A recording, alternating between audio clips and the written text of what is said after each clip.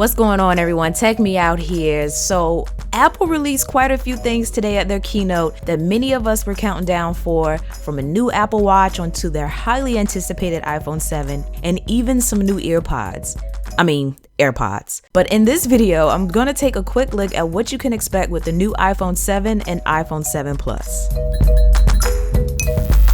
So starting with the design, one of the most talked about things was the headphone jack. And yes, that headphone jack was most certainly removed, but Apple in turn did include an adapter and a connector in the package, so you will have headphones that connect via the Lightning port and an adapter to connect your existing headphones. But overall, design-wise, the dimensions are pretty much the same as the previous generation. So the iPhone 7 and 7 Plus will not be much bigger, thicker, or wider than the iPhone 6s and 6s Plus. Now it's made from aluminum, and you're going to notice that this series of phones has a continuous design that makes it have a seamless appearance from front to back, especially with their introduction of two black phones to their pre-existing color lineup. So not only will you be able to grab these in rose gold, silver, and gold, but you will now be able to grab it in jet black and black. So it seems black is replacing space gray and has more of a darker tone of black with a kind of matte finish, at least from what it looks like, whereas the jet black has a glossier finish and thus far is my personal favorite. Now on top of these changes in design, Apple has also made the devices dust and water resistant.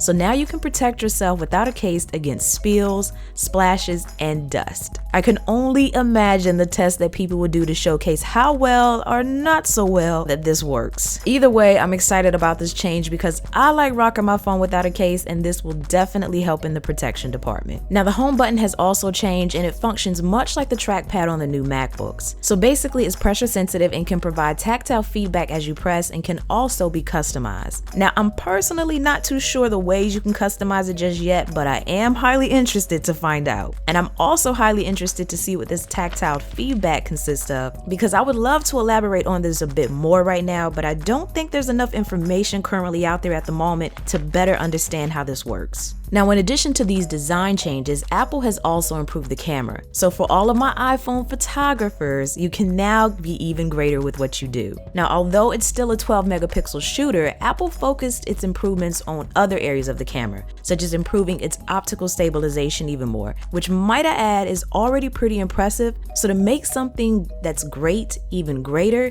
is going to be a thing to behold. Now, in the previous models, the camera did pack a 2.2 aperture. However, in the iPhone 7, it's going to pack a 1.8 aperture, so that means even better low light photography. And on top of this, they also made the front-facing camera better by moving it up from 5 megapixels to 7 megapixels. So pretty much your photos and videos will have a more cinematic look with better clarity to closer match that of a more professional camera such as a DSLR. Now if you move up to the iPhone 7 Plus, you will get a dual lens, which is going to give you two cameras at once, which means you will now have a wide angle and telephoto camera pretty much sharing the same space. Now the good thing here is that you can now maintain picture clarity as you zoom in with your camera lens, which is kind of like having a DSLR, as DSLRs do provide a sharper image from where you stand by simply switching out your lens. So now this feature is going to be built into your phone without the need for any additional lenses. And later this year, a new feature is going to arrive to these phone models, which is called the depth of field effect. Now if that sounds like a foreign language to you, then look at it this way. You get better portrait photos. So you're going to keep your subject in focus and your background out of focus with that gorgeous blur, aka bokeh, that we all love. You can also expect a brighter and more vivid display, as this one will be 25% brighter with crazy performance and also a better battery. Inside, the iPhone 7 is packed with an A10 Fusion chip, making it 2 times faster than the iPhone 6. This chip will also enable faster processing when you need it and use less power when you don't. So you can expect up to 2 more hours of power on the iPhone 7 and up to 1 more hour on the iPhone 7 Plus when compared to the previous generation. Apple also improved things in the audio department, giving you stereo speakers, so one speaker at the top of your device and another at the bottom. This will make your audio 2 times louder than the iPhone 6 and can also be enjoyed via the new AirPods that will now connect via your Lightning connector. Me personally, I'm not bothered by losing the headphone port, at least not now.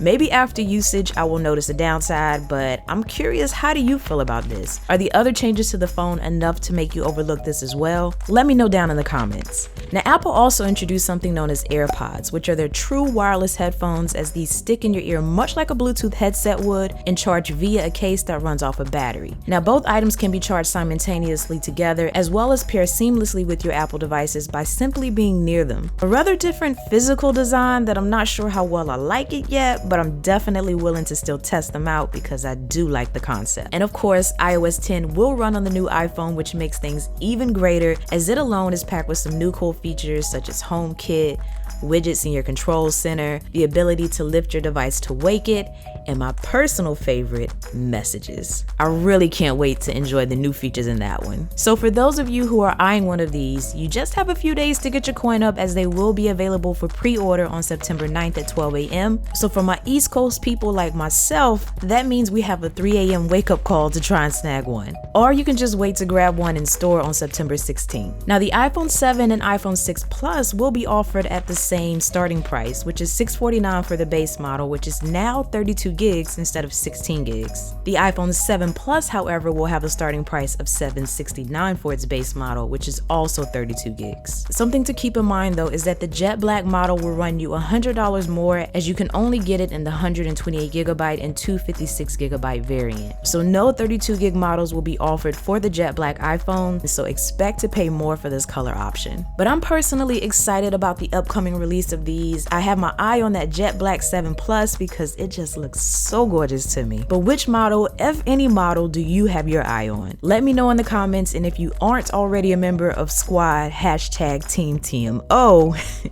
and you want to be one, simply hit the subscribe button and you're in. It is an ever-growing group, so it might be worth your time to get in on it. Now, my social links are below, and I will be scanning that comment section and replying back to your input. So with that said, I'll see you there. And as always, thanks for taking the time out to let me tech you out.